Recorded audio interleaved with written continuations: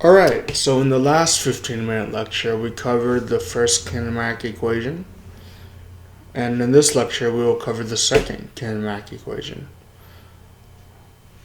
The first kinematic equation was built around the idea that change in velocity over time is definitionally equal to acceleration.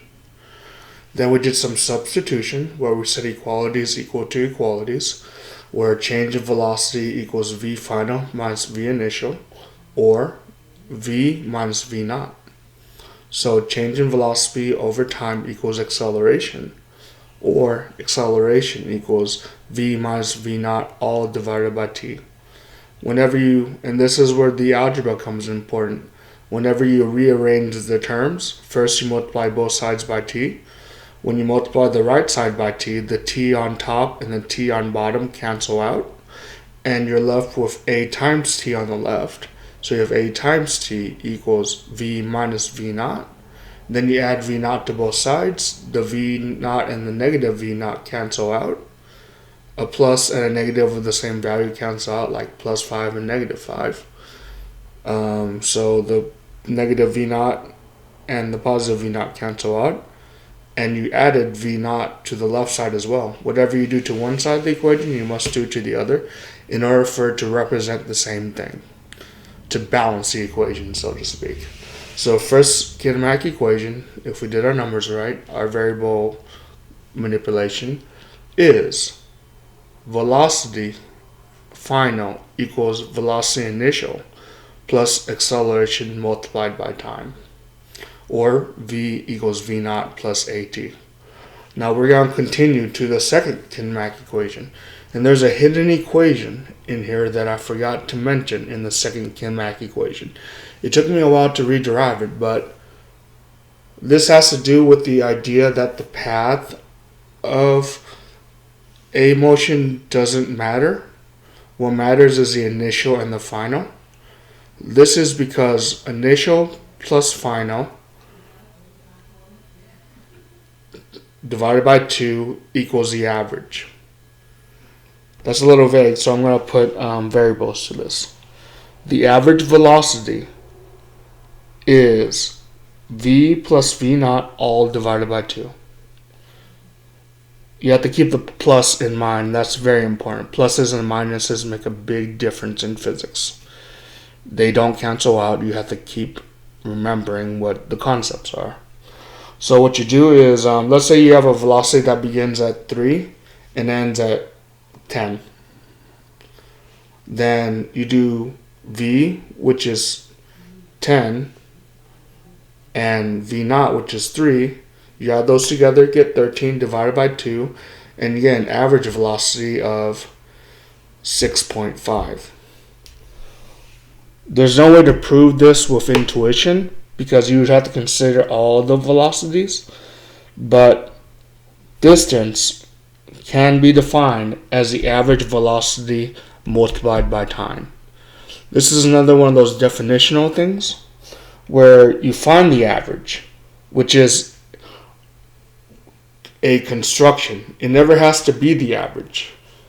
Well, not during the entire trip, but you construct an average. Like if you have someone who's 10 years old in your family, someone who's 20 years old, and someone who's 30 years old. And then you do 10 plus 20 plus 30 divided by 3 to get 20. Because 10 plus 20 is 30, plus 30 is 60, divided by 3 is 20 years old. So the average age of all of the people in your family, which is just a statistical number, it doesn't represent anything other than a number, happens to be 20. Now, if you have someone who's 5 years old and someone who's 15 years old, what is the average age of those two people?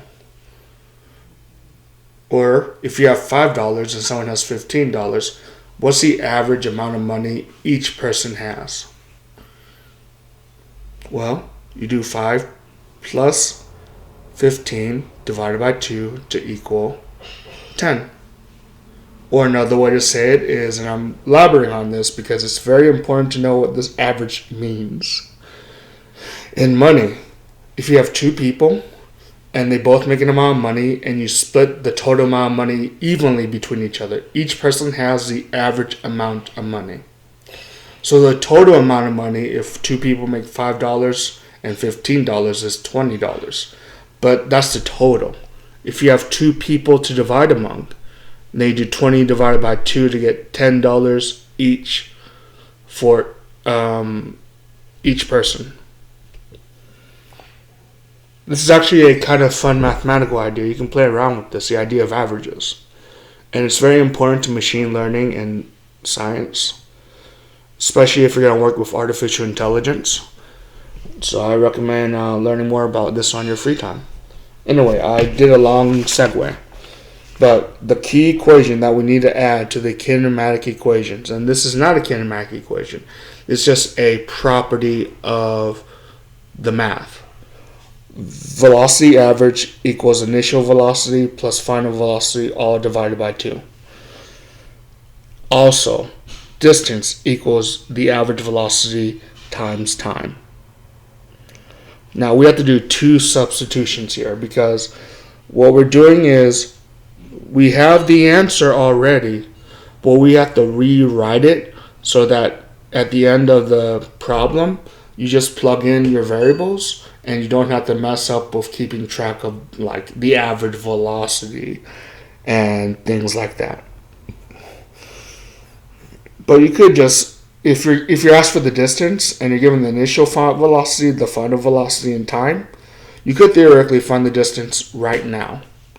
You just do v plus v naught divided by 2, which is the average velocity, and you multiply all that by time. But let's say that you are not given the final velocity. Let's say instead you're given acceleration. Then what do you do? Well, we have the first kinematic equation to help us. Because v, according to the first kinematic equation, equals v naught plus acceleration times time. So every time we see v, we replace it with v naught plus acceleration times time. In these type of problems, you're given time, you're given acceleration and initial velocity, but not final velocity. But we don't need it because we solved around it. So distance will equal v plus v naught divided by 2 times time. Another way of expressing this is distance equals average velocity times time. Every time we see v, we replace v with v naught plus at.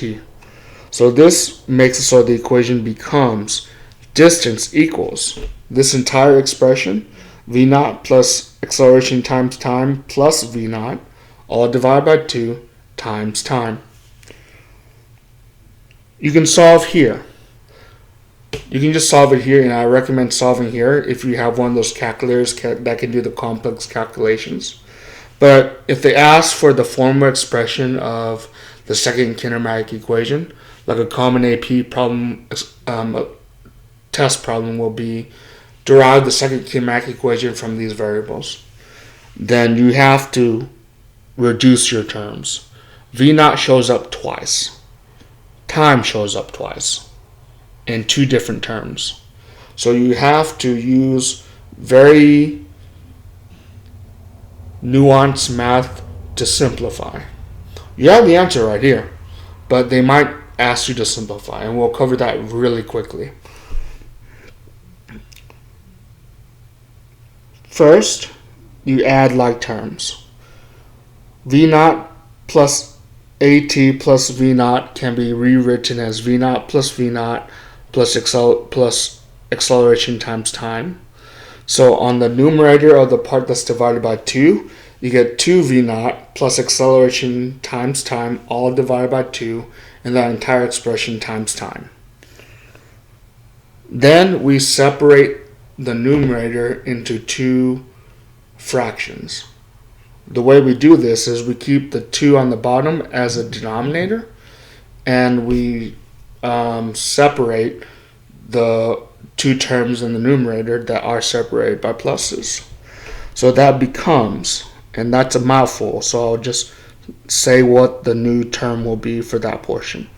distance will equal 2v0 divided by 2 plus acceleration times time divided by 2. And this is important. Put all that in parentheses and multiply all that by time. Now you have a bunch of complicated things put together. But if you're showing your work, and I recommend, if you haven't yet, to be writing this down, because I'm following notes, because it's hard to keep track of all these variables. 2v0 plus at divided by 2 becomes 2v0 divided by 2 plus at divided by 2. The 2's cancel on the v0, so you're left with v0 plus 1/2 of acceleration times time, and that entire expression multiplied by time equals distance. Now we have to do something called distribution, which is where you multiply one term across both additions of the second term, both terms in the other term. It's a bit recursive that way, but that's computer science, so we won't discuss that. But you'll have to trust me that this works, because it's a rule that works almost all the time. Most of the time. It follows a distribution law. So you multiply v0 by t, and you multiply 1/2 at by t as well. And you're left with, as a final expression for distance, is you have acceleration, time, and initial velocity. Distance will equal v0 t plus 1/2 of at squared. Or total distance traveled under acceleration with an initial velocity and a time factor. Distance traveled will equal, displacement, not distance traveled. We covered that in Kinematics 1, and I goof there sometimes. Displacement will equal initial velocity times time plus acceleration times time squared divided by 2. And I'm going to take a picture of this, of my notes, so that you can follow what I did. I'm under 15 minutes, but that's a good thing. I will let virtual class end right now.